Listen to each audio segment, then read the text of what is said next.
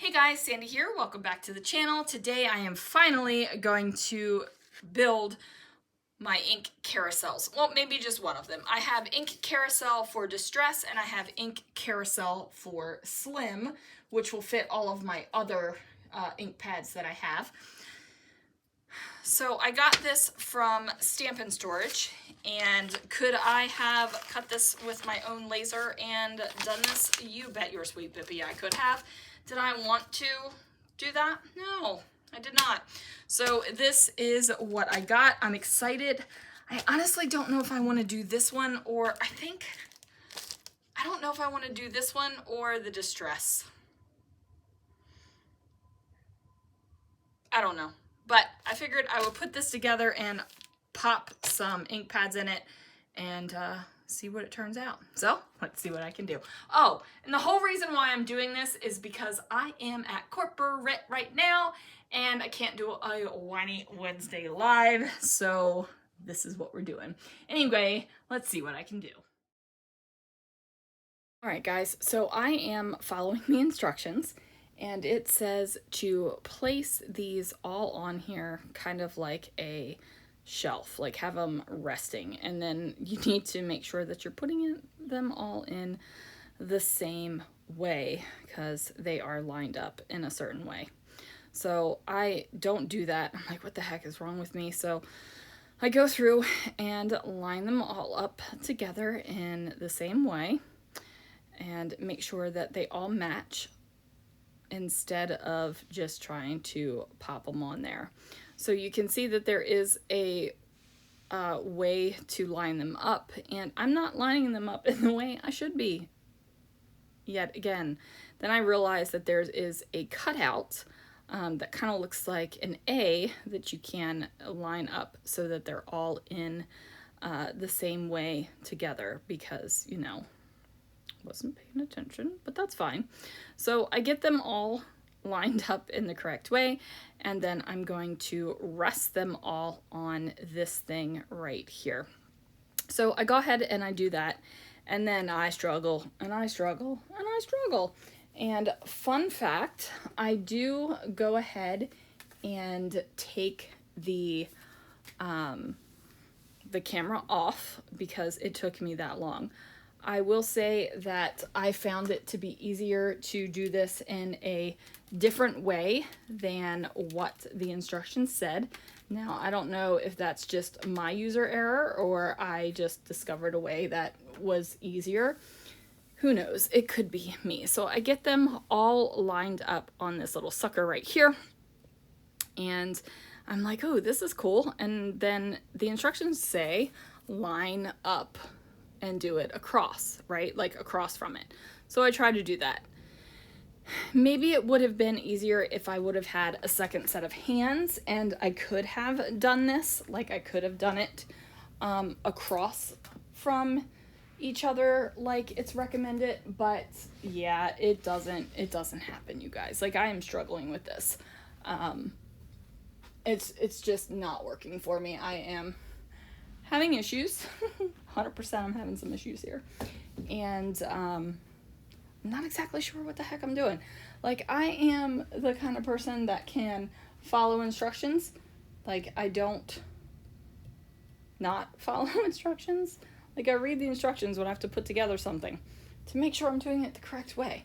However, this one, wasn't happening. And yeah, it's been a couple days because I'm doing this voiceover late on the evening that it's happening, and it is still not working for me. I'm like, well, now I've got it in, I've just got to line them up, and it's just not working. It tells you keep it like this until you get the other side in and then put it up, and then you can slide all of them in. But you know what? That doesn't work for me, you guys. Like, no lie, this does not work for me. I am super frustrated with it. I am determined that I am going to do this on my own, and I'm not going to ask for help. And like I said, I'm a person that can usually figure this stuff out. So I end up getting so frustrated. I turn off the camera and I'm just like, no, I'm done. I'm done. Like, maybe the camera's pressuring me. Who knows? So I turn off the camera and then I figure out the way that makes it easier for me. Like shaking's gonna help, right? It doesn't. Fun fact, it doesn't help. So what I end up doing is getting one in and then going to the one next to it instead of the one across from it.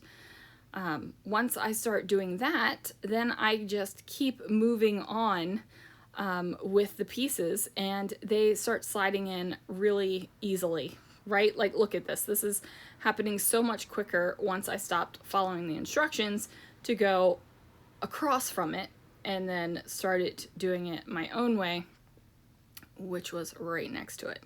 So I'm going to go ahead and get all of those bad boys in there, and it's very stable now. Like, I'm not worried about its stability. I'm not worried about it falling apart whatsoever.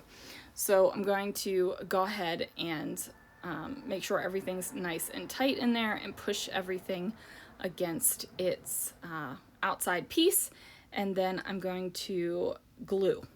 Okay. Each of these carousels comes with a small bottle of tacky glue, and it's a cute little bottle too, let me just tell you.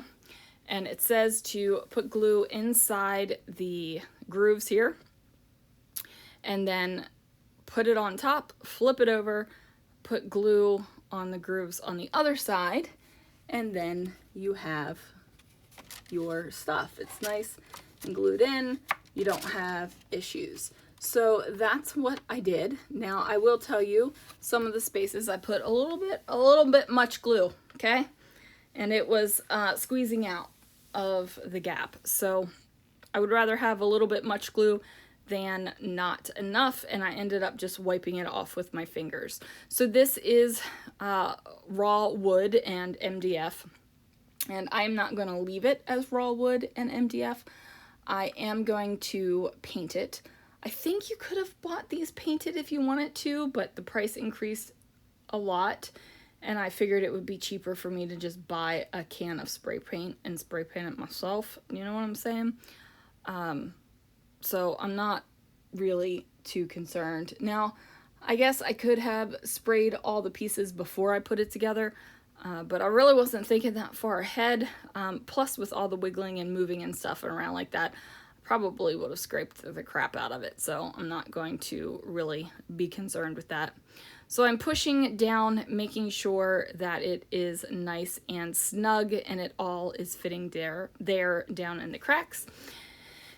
And then they have these little MDF flat dowels, strips, that's the word I'm looking for, strips. And they just go in all of these places, and this helps hold the ink pads so that they don't, you know, fly off in the back, because you got this dead space in the center here.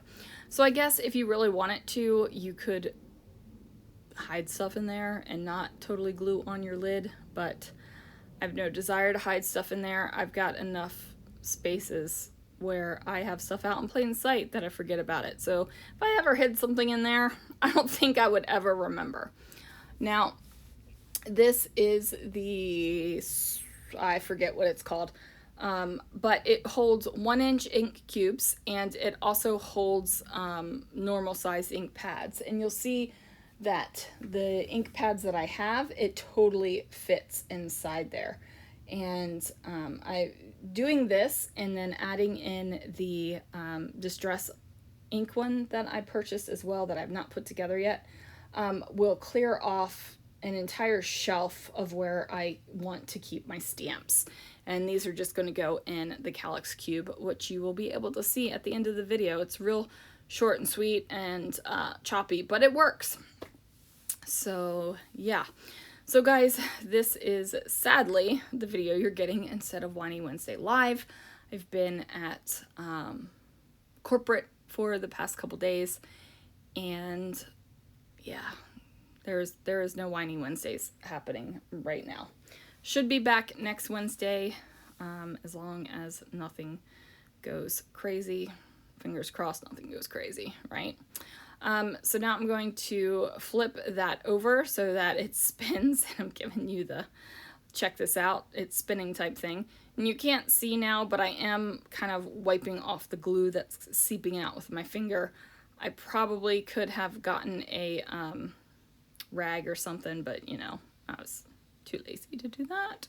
And then I'm just pushing down with pressure from my own weight to make sure that it is all the way in those grooves so that my little thing here is not wonky or lopsided.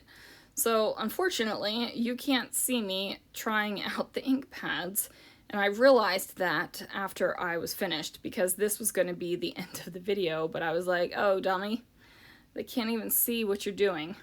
So yeah, you can see the glue on my fingers as I am getting it off of there. So this is me showing you that the ink pads fit in. So these are VersaFine Claire's.